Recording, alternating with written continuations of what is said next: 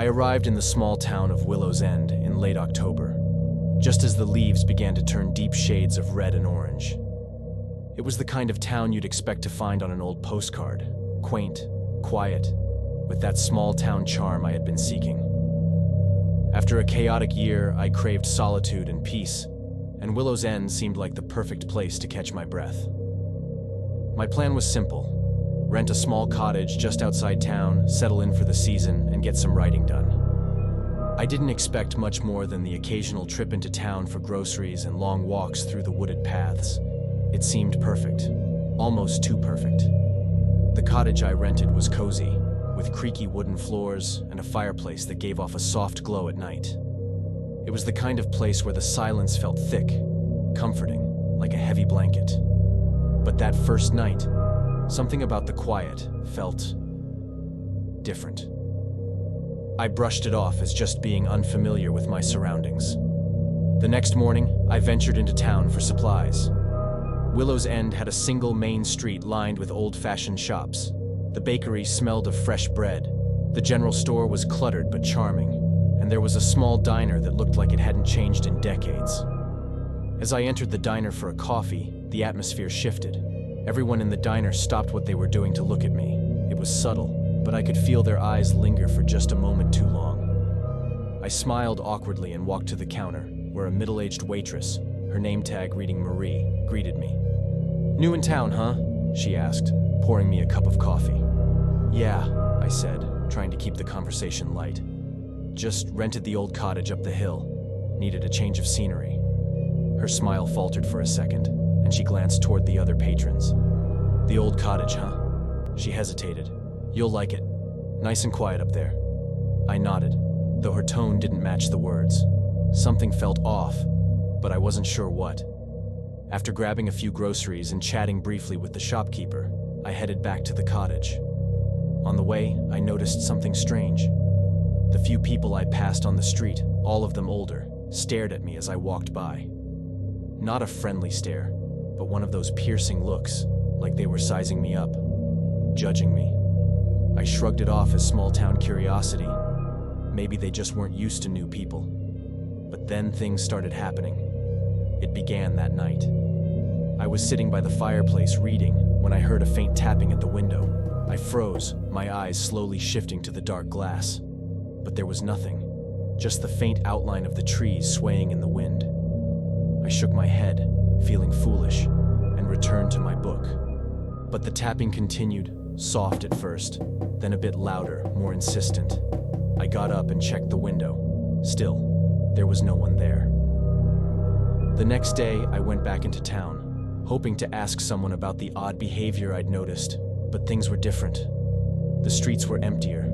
Shops that had been open just the day before were now closed. The only place that seemed to be operating was the diner.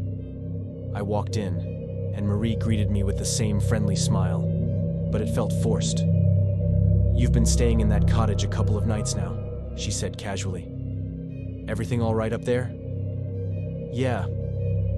Well, actually, I heard some strange noises last night. Probably just animals, but it was weird." I tried to keep my voice light, not wanting to come across as paranoid. Marie's face hardened slightly. "Willow's End gets quiet this time of year. Sometimes too quiet." I waited for her to elaborate, but she didn't. The conversation was clearly over. On my way out, I overheard two older men talking in hushed tones.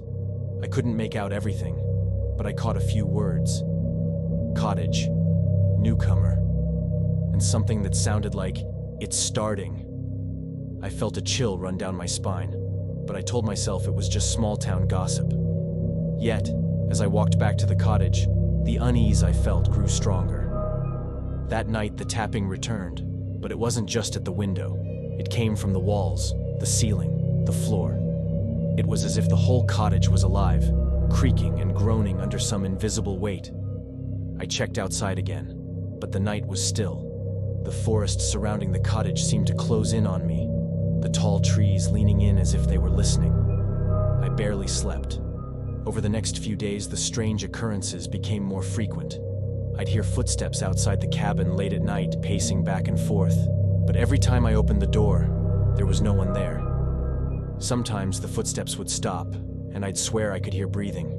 Not mine, something else. I tried to go back into town, but each time it was as if the town was retreating from me. More shops were closed, and the people who were there didn't speak to me. They only stared, whispering behind my back as I passed. The town felt like a ghost of what it had been when I first arrived. By the end of the week, I was at my breaking point.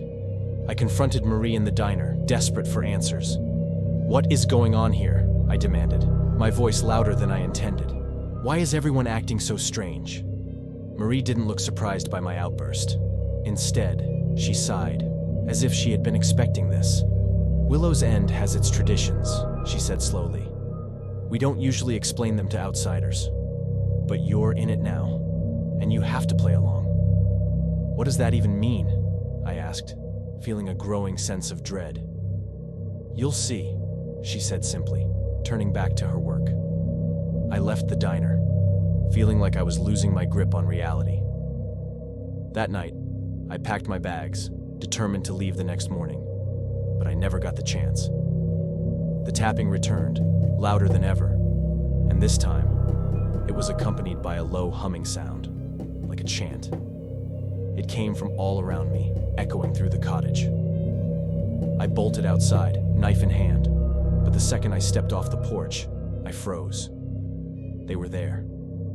The townspeople, standing at the edge of the woods, their faces blank and expressionless.